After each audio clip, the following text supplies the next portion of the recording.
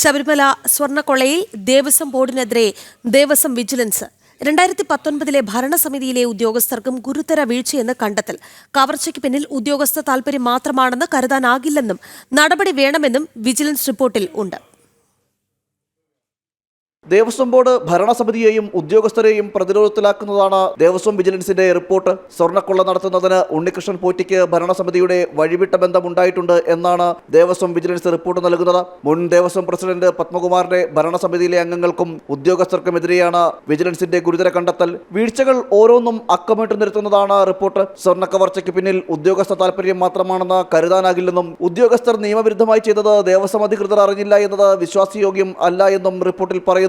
ശബരിമല സന്നിധാനത്തു നിന്നും ഉണ്ണികൃഷ്ണൻ പോറ്റി നിയമവിരുദ്ധമായി സ്വർണം പുറത്തു കൊണ്ടുപോയി പൂശാനിടയാക്കിയതിൽ 2019 ഭരണസമിതിയിലെ അധികൃതരുടെ പ്രേരണയോ സമ്മർദ്ദമോ നിർദ്ദേശമോ ഉണ്ടായിട്ടുണ്ടോ എന്ന് സംശയമുണ്ടെന്നും വിജിലൻസ് റിപ്പോർട്ട് പറയുന്നു.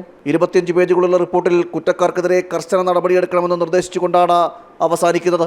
ജനം, തിരുവനന്തപുരം.